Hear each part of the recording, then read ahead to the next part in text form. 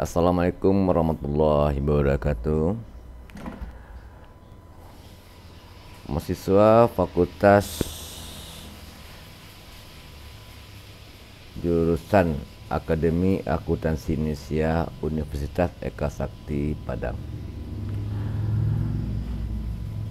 Baik, kita belajar di sini mata kuliah pada bank dan lembaga keuangan lainnya.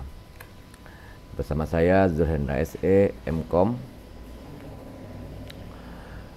Dalam pertemuan yang kita laksanakan dalam skema pembelajaran, yaitu pertemuan 1 adalah pendahuluan perkuliahan, pertemuan kedua kita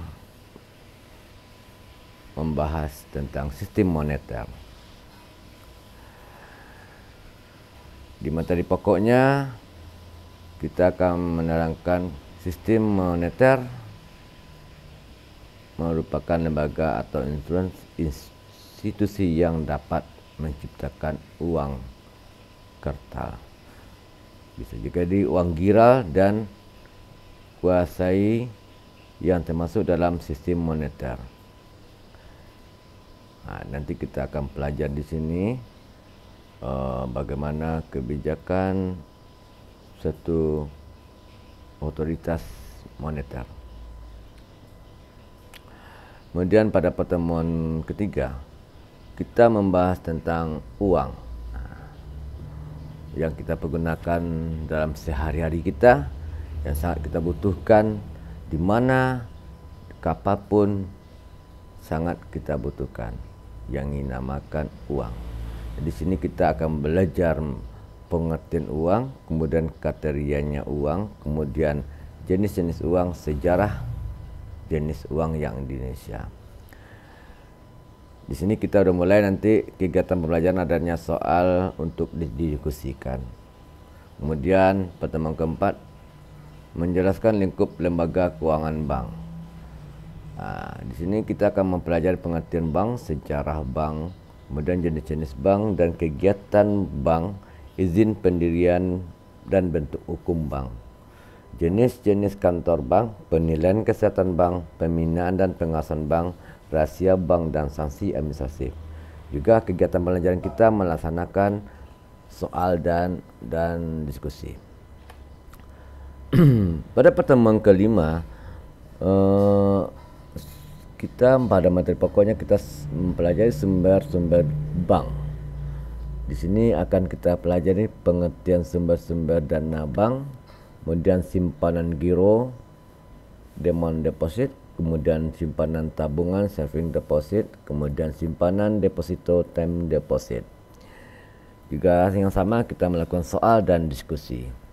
Pada pertemuan keenam di sini kita akan melakukan kegiatan pengalokasian dana. Kita akan pelajari pengertian pengalokasian dana, pengertian kredit dan pembiayaan, unsur-unsur sebuah kredit, tujuan dan fungsi kredit, jenis-jenis kredit, jaminan kredit, prinsip pemberian kredit, aspek-aspek yang penilaian kredit, prosedur dalam pemberian kredit, kualitas kredit, teknik penyelesaian kredit macet. Pada pertemuan ketujuh, di sini kita belajar pada suku bunga. Jadi materi pokoknya bagaimana, apa yang maksud dengan pengertian suku bunga, kemudian faktor-faktor yang mempengaruhi suku bunga, komponen-komponen dalam penentukan bunga kredit, jenis-jenis pembebanan suku bunga kredit. Antara pertemuan 1, 2, 3, 4, 5, 6, 7 kita melakukan evaluasi lagi, dinamakan dengan ujian UTS di pertemuan ke-8. Setelah UTS nanti kita lanjut pada pertemuan 9, itu dinamakan jasa-jasa bank lainnya. Ini yang disebut dengan jasa bank lainnya, pengertian jasa bank, keuntungan jasa bank, jenis-jenis jasa-jasa bank lainnya. Kita juga ada soal dan diskusi. Kemudian pertemuan 10 kita membahas tugas pokok Bank Indonesia. Di sini kita menerangkan tujuan Bank Indonesia ada, kemudian tugas-tugas Bank Indonesia, hubungan dengan pemerintah, hubungan dengan dunia internasional. Tetap sama kita melakukan soal dan diskusi. Kemudian pertemuan ke-11 kita akan membahas tentang bank syariah, pasar modal, pasar uang, dan pasar valuta asing. Di sini tentang sejarah singkat produk bank syariah, kemudian penilaian kesehatan bank syariah, pengertian pasar modal. Dalam sesi pasar modal, kita belajarnya pengertian pasar modal, kemudian instrumen pasar modal, para pemain di pasar modal, lembaga yang terlibat di pasar modal, prosedur emisi, kemudian pasar perdana, primary market, kemudian pengertian pasar uang. Nah, ini kita masuk pada pengertian pasar uang dan tujuan pasar uang, instrumen pasar uang, kemudian pada valuta asingnya kita pengertian pasar valuta asing, tujuan melakukan transaksi falas, jenis-jenis transaksi falas, margin trading, interaksi antara pasar falas dengan pasar uang. Kemudian masih juga yang sama ada soal untuk didiskusikan. Pada pertemuan ke-12 kita membahas materi pokok pegadaian sewa guna usaha, bisa kita sebut dengan leasing, kemudian koperasi. Pada pegadaian kita akan belajar mengenai pengertian usaha gadai, kemudian asal mulanya pegadaian, keuntungan usaha gadai, biasanya jumlah pinjaman, barang jaminan, prosedur pinjaman, kegiatan usaha pegadaian lainnya. Kalau dalam pada materi sewa guna usaha atau leasing,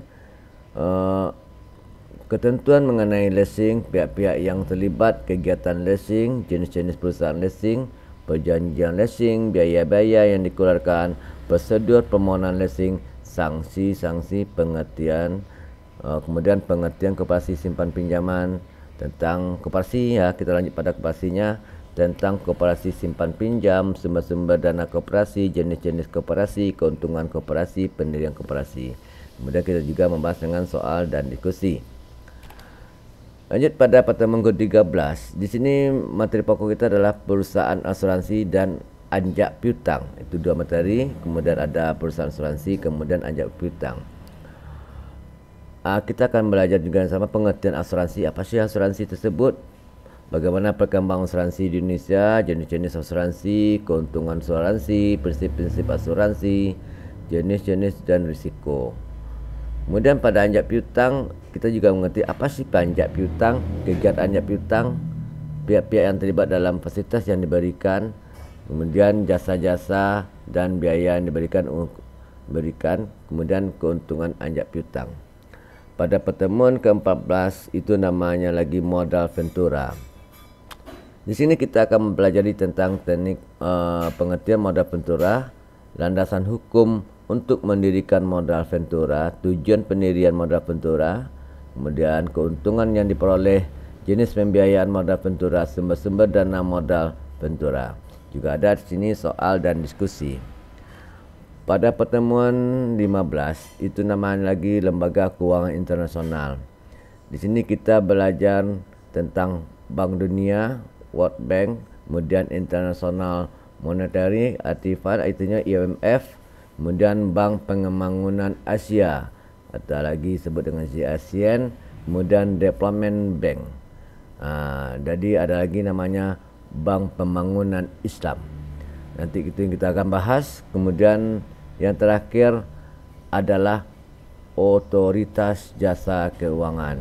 Sehingga sangat penentu pada perkembangan pengawasan pada bank-bank yang ada di Indonesia.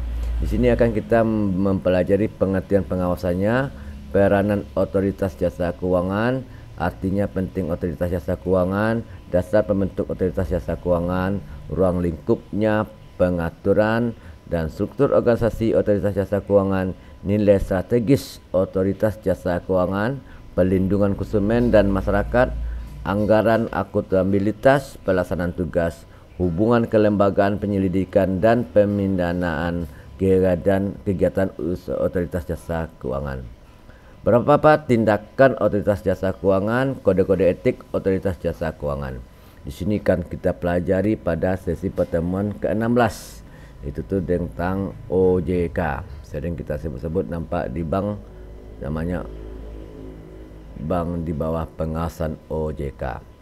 Soal untuk kita diskusikan tidak sama. Demikianlah saya sampaikan pada sesi silabus materi